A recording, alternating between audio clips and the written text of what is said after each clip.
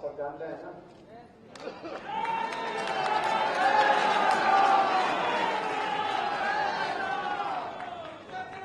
इन बातों को लेकर के अटल जी ने कभी लिखा था कि हिंदू तनमन हिंदू जीवन रगर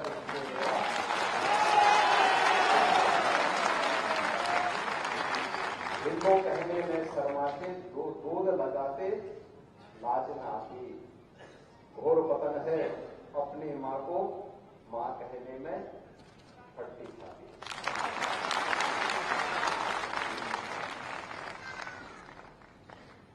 जिन मूल्यों के लिए, जिन आदर्शों के लिए अटल जी ने जीवन जिया था, उन मूल्यों का एक मूर्त रूप प्रभु राम का भव्य मंदिर 22 जनवरी को अपने प्रधानमंत्री जी के दर्शन में, और देखो कितना अद्भुत संयोग है, यह वर्ष सदैव अटल जी की जन्म जयंती का शताब्दी वर्ष भी है।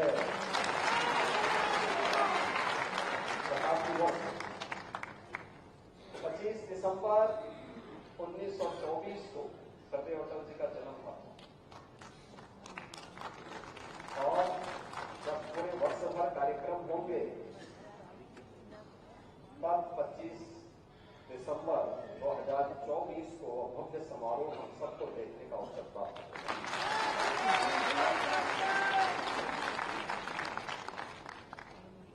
राजनीति का एक ऐसा आजाद सत्र सम और विषम दोनों परिस्थितियों में कार्य करने की अद्भुत क्षमता, जनता जनार्दन को सम्मोहन की एक अद्भुत साधना, इसे एक महान व्यक्तित्व में हम सबको देखने को मिलती है। तो भाइयों बहनों, वह नाम है सदैव अटल जी का। और मैं इस बात के लिए ब्रजेश जी को विशेष रूप से धन्यवाद देता हूं। अटल जी के नाम पे ये सबसे बड़ा कार्यक्रम होता है।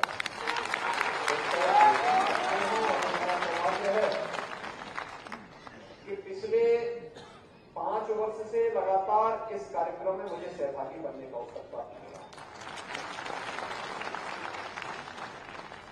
तो इस अवसर पर सभी अटल जी की स्मृतियों को नमन करते हुए उन्हें हम उनकी जयंती की पूर्व संध्या पर विनम्र श्रद्धांजलि अर्पित करते हैं। और वर्ष भर आज कार्यक्रम की शुरुआत ब्रजेश जी ने यहाँ पे अटल गीत संध्या से कर दी है। कुमार विश्वास जी भी आए हैं और मैं उनसे कहूंगा कि अब साहित्यकारों का समय इस रूप में आना चाहिए कि गांव से लेकर के प्रदेश स्तर पर और राष्ट्रीय स्तर के अब कभी सम्मेलन अटल जी की स्मृति में गांव से लेकर के प्रारंभ होगा। गांव में भी हो, स्कूलों में भी हो, विश्वविद्यालयों में भी हो, और फिर अटल जी पर शोध भी हो। एक ऐसा व्यक्तित्व जो घरेलू मोर्चे पर या वैश्विक मोर्चे पर, विदेशी मोर्चे पर सफलतापूर्वक अपना राह बनाता हुआ गया। एक ऐसा व्यक्तित्व जिसने मूल्यों और आदर्शों की एक स्थापना की। एक ऐसा व्यक्तित्व भारत की राजनीति का स्टेबिलिटी कैसे होनी चाहिए, स्थिर सरकारें कैसे देश के लिए उपयोगी होती हैं, इसकी शुरुआत अटल जी ने 1998 से प्रारंभ की, जो आज लगातार चल रही है। वही परंपरा चल रही है। लोगों को परखने, जांचने का एक अवसर भी प्राप्त होता है। और वही चीजें अटल जी ने जो शुरुआत की, लंबे समय तक कार्य करते हुए भी हम मूल्यों और आदर्शों के साथ, पूरी प्रतिबद्धता के साथ जनता जनार्दन की सेवा कर सकते हैं। भारत के अंदर, भारत के अनुरूप विकास के बड़े बड़े कार्यक्रमों को लागू कर सकते हैं। और यह सभी अटल जी ने अपने जीवन में करके दिखाया। भाइयों बहनों, तुलसीदास जी ने एक बात कही, प्रभुता पाई काही मन नाही। एक बात कही थी और अटल जी ने क्या बात कही? अटल जी ने कहा कि प्रभु, मेरे प्रभु, मुझे इतनी ऊंचाई कभी मत देना कि गैरों को गले न लगा सको। देखिए उनकी संवेदना को। हम बड़ी बड़ी बातें करें,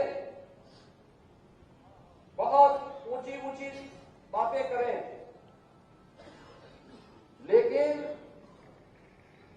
संवेदना समाप्त हो जाए एक कॉमन मैन के लिए, एक गरीब के लिए, एक नौजवान के लिए, महिलाओं के लिए, तो फिर उसको मनुष्य कहलाने का अधिकारी तो वह नहीं ही होगा। और मुझे लगता है कि बड़ी बात अटल जी ने उस समय को दी, भारत की राजनीति को आईना दिखाया था, भारत को एक नई दिशा दी थी। और ये हम सबका गौरव है कि सदैव अटल जी के द्वारा जो मार्ग प्रशस्त किया गया, एक लंबा राजनीति का लंबा अनुभव जो डॉक्टर श्यामा प्रसाद मुखर्जी जी के सानिध्य में पंडित दीनदयाल उपाध्याय जी के साथ मिलकर के भारत की भावी राजनीति का रूपरेखा तैयार की गई थी।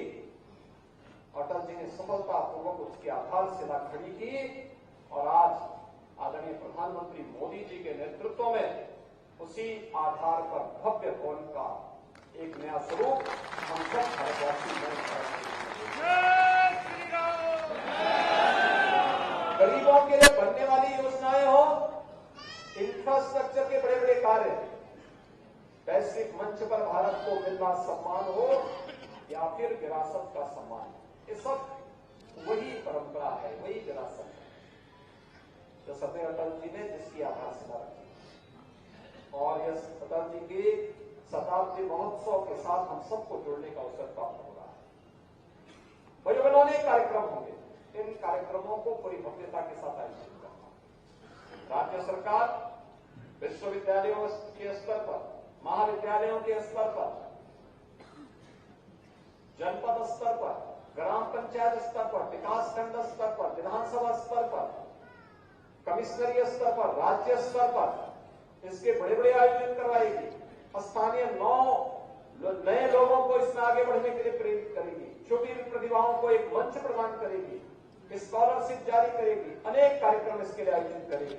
और इस दिशा में अटल जी के महान व्यक्तित्व को जनता जनार्दन तक बढ़ा करके एक बार फिर से भारतीय राजनीति के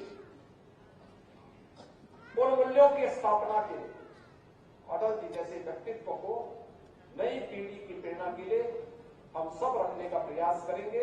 आज सदैव अटल जी के शताब्दी महोत्सव के शुभारंभ के कार्यक्रम के अवसर पर मैं एक बार फिर से सदैव अटल जी की स्मृतियों को नमन करते हुए विनम्र श्रद्धांजलि अर्पित करता हूं।